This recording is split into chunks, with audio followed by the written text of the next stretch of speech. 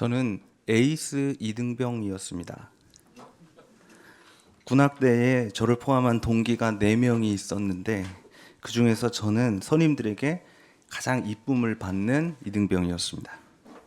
왜냐하면 빨래든 청소든 생활을 굉장히 열심히 했기 때문입니다. 그리고 또 쉬는 시간에도 긴장을 풀지 않고 그 연습실에 가서 트럼펫 연습을 계속했습니다. 선임들은 그런 저를 보고 언제나 칭찬했죠. 반면 나머지 동기 셋은 쉬는 시간에 늘 놀기 바빴습니다. 그래서 저 때문에 걔들이 혼나는 날이 많았습니다. 하루는 행군 훈련을 하는 날이었는데 소대를 다 비울 수가 없어서 막내 이등병들만 남기고 선임들이 모두 행군을 하러 나갔습니다. 모두 아침에 들어올 겁니다. 오랜만에 이등병들끼리 편안한 밤을 보내게 되었습니다. 당시에는 이 군인들이 이 밤에 몰래 TV를 보고는 했었는데 그때 이제 상병 이상은 되어야 리모컨을 잡을 수가 있었습니다. 이등병이 리모컨 근처에 가는 것은 상상할 수도 없었던 일이었죠. 그런데 어디서 그런 용기가 났는지 갑자기 제가 리모컨을 잡고 TV를 켰습니다. 동기들이 저를 말렸습니다. 누가 오기라도 하면 어떡하려고 그래? 괜찮아. 조금만 보다가 끄고 자자 하고 다 같이 영화를 봤습니다. 그렇게 저는 TV를 켠 채로 또 리모컨을 손에 잡은 채로 잠에 들었습니다. 시간이 얼마나 지났을까요? 부스럭거리는 소리에 제가 잠에서 깼는데 TV는 여전히 켜져 있었고 제 손에 아직 리모컨이 들려 있습니다. 시간은 아직 새벽인 것 같은데 어째서인지 꿈인 줄 알았습니다. 행군을 갔던 선임들이 모두 돌아와서 군장을 풀고 있는 겁니다. 아침에 돌아와야 할 사람들이 왜 여기 있지? 하지만 그것은 현실이었습니다. 아침에 갑자기 군악대 행사가 잡혀서 군악대만 일찍 새벽에 복귀를 했던 것이었습니다. 선임들은 저에게 한마디 말도 없이 조용히 군장을 풀면서 어떤 선임들은 저를 째려보기도 하면서 다들 조용히 포화가 드디어 미쳤구나 이런 얘기를 하고 있습니다. 더 무섭지 않나요? 저는 내가 이렇게 죽는구나 여기서 이렇게 생각을 했습니다. 그렇게 열심히 쌓았던 에이스의 이미지가 한순간에 무너지고 말았습니다. 그 다음부터 선임들이 저한테 장난을 친다고 리모컨을 제 관물대에 숨겨놓고 리모컨 어딨어 찾으면 그 푸아 관물대가 봐봐 이러면 여기 있네 이렇게 장난을 치곤 했었습니다. 오늘은 대림절 첫 번째 주일입니다. 주님을 기다리는 절기가 시작되었습니다. 그런데 주님께서 오신다는 것은 사실 굉장히 무서운 일입니다. 왜냐하면 주님은 우리랑 커피 한잔 하러 내려오시는 것이 아니거든요. 주님은 우리를 심판하러 오시는 것입니다. 그리고 더욱 무서운 것은 그 주님의 심판이 예고 없이 찾아온다는 것입니다. 그때를 아무도 모릅니다. 저도 군악대 이 선임들이 새벽에 올 것을 알았겠어요? 갑자기 들이닥치는 이 암행어사 같은 거죠. 이사야는 오늘 이렇게 말합니다. 주님께서 하늘을 가르시고 내려오시면 산들이 주님 앞에서 떨 것입니다. 나뭇가지가 불에 타고 물은 끓습니다. 얼마나 무서우면 산들이 떤다고 표현을 했을까요? 여러분, 이 심판을 가장 무서워하는 사람은 누구일까요? 여기서 바로 죄를 지은 사람들이겠죠. 정의를 실천하지 않은 사람들, 주님의 길을 따르지 않은 사람들, 주님을 잊어버린 사람들이 두려워 떨 것입니다. 그들은 주님이 오신 그제야 아차 하면서 의인 흉내라도 내보지만 이미 늦었습니다. 우리는 지금 그런 심판을 기다리고 있는 것입니다. 그 죄인들을 향한 심판이요. 전쟁을 일으킨 지도자들이 심판을 받을 것입니다. 기후위기를 일으킨 기업들이 심판을 받을 것입니다. 또 윤석열, 박근혜, 이명박 또 누가 있죠? 전두환. 네. 노태우, 김영삼, 박정희 다 심판을 받을 것입니다. 또 누가 있죠? 이승만.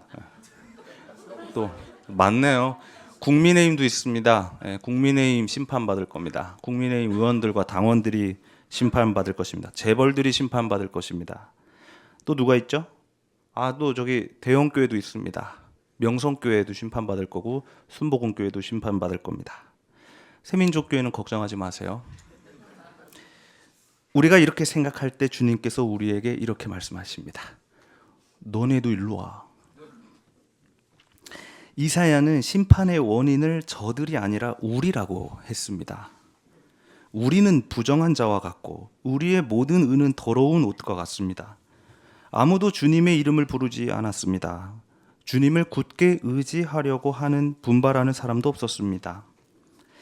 이사야가 지금 말하고 있는 이 심판은 저들을 향해 있는 것이 아니라 저들을 정죄하고 우리를 안심시키는 것이 아니라 이사야는 지금 저들이 아니라 우리의 회개, 여러분의 회개, 당신의 회개를 촉구하고 있는 것입니다.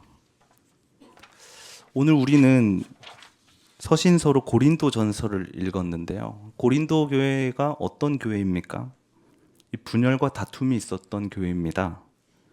고린도 전서는 그런 그들을 책망하고 권면하는 성격의 편지였습니다. 그러니까 고린도 교회 교우들에게는 조금 불편한 편지라고 할 수 있겠죠. 그런데 오늘 우리가 읽은 부분은 그들을 향한 칭찬으로 가득합니다. 여러분은 모든 면에서 풍족하게 되었습니다. 온갖 언변과 지식이 늘었습니다. 여러분 안에는 그리스도에 관한 증언이 튼튼하게 자리 잡았고 어떠한 은사도 부족한 것이 없으며 그 상태로 주님의 오심을 기다리고 있습니다. 그때까지 주님께서 여러분을 흠잡을 데 없는 사람으로 튼튼히 세워주실 것입니다. 이거 칭찬 아닌가요?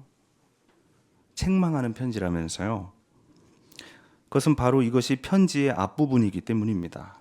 원래 누군가를 지혜 있게 나무랄 때는 그 전에 그를 한번 높여주는 것이 좋은 방법입니다. 바울이 그 다음에 바로 이렇게 말하잖아요.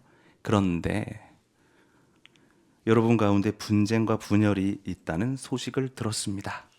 이렇게 이어가지 않습니까? 부족할 것이 없었던 고린도 교회, 온갖 언변과 지식이 늘어서 예수 그리스도에 대한 전문가들로 가득했던 교회가 바로 고린도 교회였습니다. 교인들이 은사도 많이 받았습니다. 성령께서 주시는 능력이죠. 그래서 교인들의 개별 능력치가 높아진 교회입니다. 흠잡을 곳 없었던 바로 이 고린도 교회의 흠은 무엇입니까? 바로 그 능력들이 오히려 흠이 되었습니다. 능력 자체가 흠이라기보다는 그 능력으로 인하여 내가 남보다 조금 더 낫다고 여기는 오만이 고린도 교회의 문제였습니다. 그들은 진보적인 사상 때문에 보수적인 신앙을 조롱하기도 했습니다. 은사로 교인들 사이에 계층을 나눴습니다. 그들이 자랑하던 그 능력 때문에 교회 안에 당파가 생기고 서로 싸우고 분열하게 된 것입니다. 오늘은 대림절 첫 번째 주일 심판을 기다리면서 우리를 한번 돌아보는 그런 주일입니다.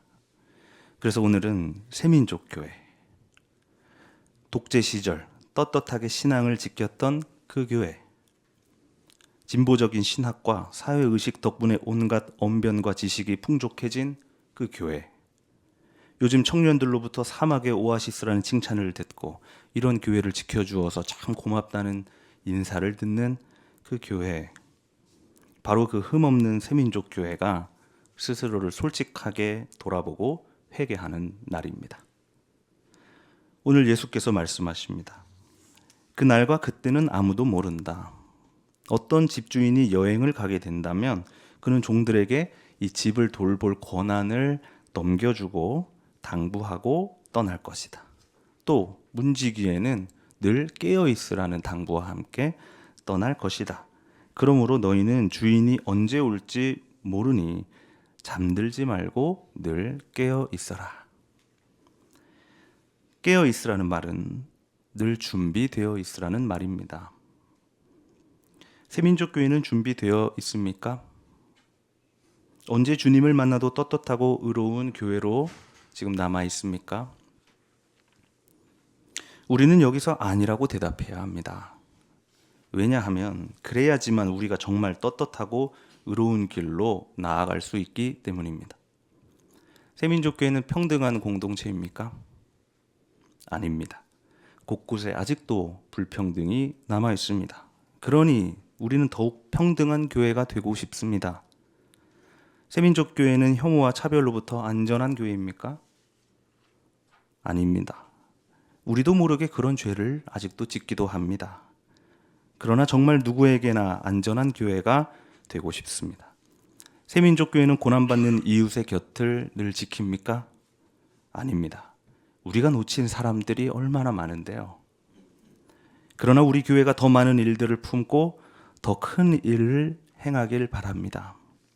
새민족교회는 깨어있는 교회입니까? 아닙니다. 우리가 잠들어 있을 때가 많습니다. 그러나 주님이 오늘도 우리를 흔들어 깨우시니 우리는 깨어 있고자 합니다. 이렇게 대답해야지만 우리는 깨어 있을 수 있습니다. 가끔 에큐메니칼 선배 목사님들의 얘기를 들을 때면 저는 흑백 영화를 보는 듯한 느낌을 받습니다. 그들은 늘 자신의 80년대 시절을 자랑합니다. 내가 80년대에 독재 정권에 저항했고, 내가 지금 이런 민중교회, 이런 에큐메니칼 진영의 기관들의 털을 다 다졌고, 내가 당시에 노동운동을 했고, 내가 당시에 감옥에 갔고. 물론 저는 그 시절 그 목사님들의 운동을 진심으로 존경하고 있습니다. 제 뿌리가 그 운동에 있다고 생각하기도 합니다. 그런데 그들의 연설을 들을수록 거기에 힘이 없다고 느껴지는 것은 아마 그 안에 세월호가 없고 이태원이 없고 지금 해고를 당하고 죽임을 당하는 노동자들의 이름이 없고 도시에서 쫓겨나는 가난한 사람들이 없고 오늘날 차별과 혐오로 아직도 고통받고 있는 여성들과 장애인들 그리고 성소수자의 이름들이 없기 때문일 것입니다. 그리고 그들이 다졌다던 그 터, 지금 제가 서 있는 그 터는 모래 위에 지은 집처럼 힘없이 무너지고 있습니다. 그들이 세웠다던 진보 정권은 분열했습니다. 진보의 힘도 잃었고 국민의 신뢰도 잃었습니다.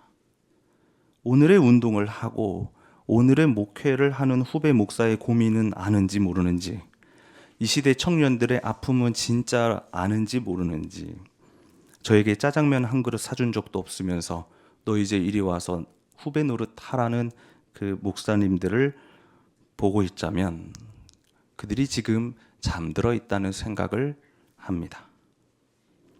동시에 저는 나도 나중이라도 저렇게 잠들면 안 되겠다는 생각을 합니다. 계속 깨어 있으려면 오늘을 사는 법을 알아야 합니다. 그 선배들이 80년대에는 깨어 있었겠죠. 저는 그 깨어 있음에 반해서 여기까지 온 겁니다. 그러나 지금 잠들면 무슨 소용이랍니까? 중요한 것은 지금 내가 깨어 있냐는 것입니다. 주님 오실 때 깨어 있어야 하잖아요. 사랑하는 새민족교회 여러분, 우리는 37년 된 교회입니다. 저는 새민족교회 역사를 공부하면서 깊은 자부심을 갖게 되었습니다. 그러나 지금 우리가 감당해야 할 새로운 운동, 우리가 해야 할 새로운 목회, 또 우리가 만들어야 할 새로운 교회에 대한 관심 없이 지난 과거에만 의존한다면 우리는 제 선배 목사님들처럼 잠든 교회가 될 것입니다. 시대가 우리를 외면하고 우리는 고립되고 도태되고 말 것입니다. 청년의 목소리에 귀를 기울이십시오. 저들이 지금은 경험이 없고 나이가 어려서 잠든 것 같아 보일지라도 결국에는 우리 교회를 깨어있게 할 것입니다.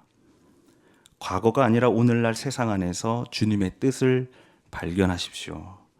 주님께서는 한 번도 잠들지 않고 지금까지도 이 세상에 우리에게 말씀하고 계십니다. 그렇게 우리가 하나도 놓치지 않는 교회, 뒤처지지도 않는 교회, 깨어있는 교회를 다 같이 이루게 되기를 바랍니다. 우리 그 깨어있음으로 대림절 주님을 기다리는 절기를 보냅시다. 오늘 주신 말씀을 다 함께 묵상합시다.